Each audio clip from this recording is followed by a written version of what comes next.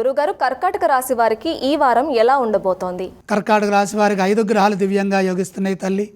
జన్మ శుక్రుడు, లాభంలో గురు కుజులు, తృతీయంలో చంద్రకేతువులు. శుభప్రదమైన భవిష్యత్తు లభిస్తుంది.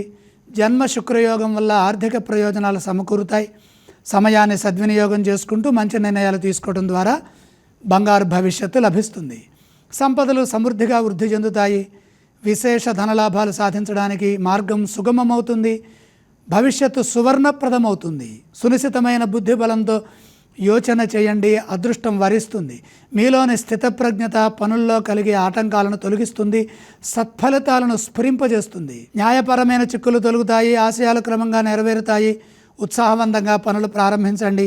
ఒత్తిడి లేకుండా ఎప్పటి పనులు అప్పుడే పూర్తి చేయండి. మనస్సు తేలికవుతుంది. మనోబలం పెరుగుతుంది. ఉద్యోగంలో మేలు చేకూరుతుంది. అధికారుల నుండి ప్రశంసలుంటాయి. అభీష్ట సిద్ధి కలుగుతుంది. మీరు చేస్తున్న ప్రయత్నాలు ఫలిస్తాయి. వ్యాపారంలో శ్రద్ధ పెంచాలి. వారం చివరి భాగంలో శుభవార్త ఆనందాన్ని ఇస్తుంది. కర్కాటక రాశి వారు ఏ స్తోత్రాన్ని పఠించాలి? కర్కాటక రాశి వారు లక్ష్మీ ధ్యానం చేయడం చాలా మంచిదమ్మా. ఈ రాశి వారు ఏ ఆలయాన్ని సందర్శిస్తే మంచిది? లక్ష్మీ అమ్మవారిని దర్శించడం శుభప్రదం. కర్కాటక రాశి వారు ఏ విధానం చేయాలి? దానాలు అవసరం లేదు.